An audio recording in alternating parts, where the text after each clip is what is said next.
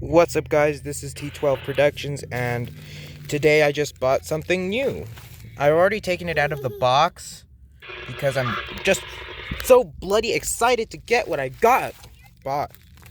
So it's wrapped in bubble wrap.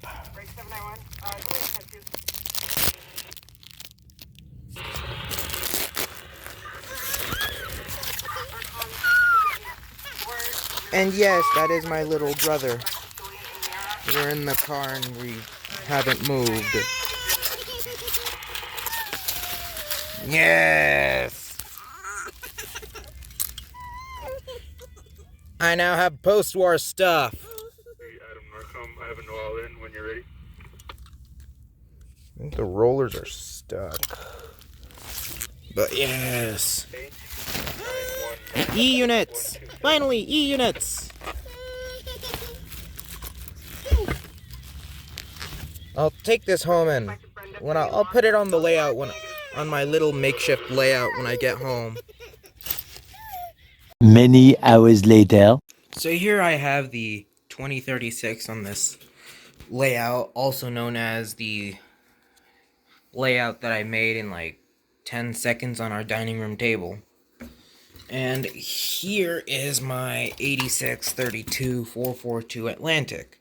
Now, a little bit of an update video. This does have an E unit.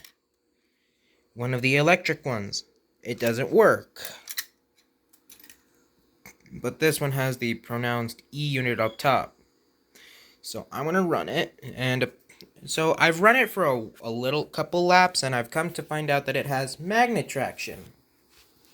For the uninitiated, magnet traction is the traction system used on many post-war engines before the luxury of having a traction tire.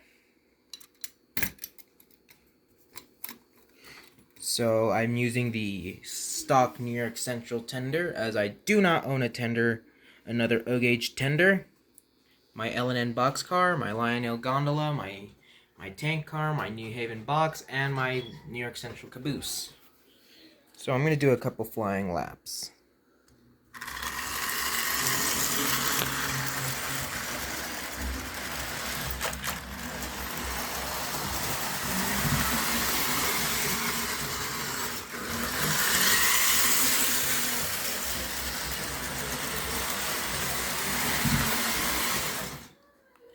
Uh-oh. So this is the one thing that I kind of love and hate about magnet traction. It takes apart your tubular track. This is why I want to get fast track in the future.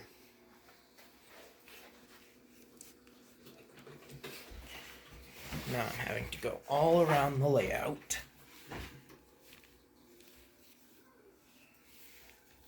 to fix any gaps. Okay, I think this should do it.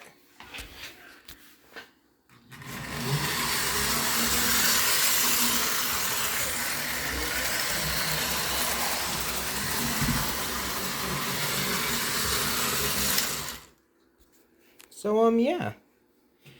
For anyone who's wondering, I bought the 2036 from trains.com or their page on eBay. So yeah, very good runner. I feel like a kid on Christmas getting this engine. Also, side note, apparently it's front end throttle. So yeah, I'm gonna cap it right there.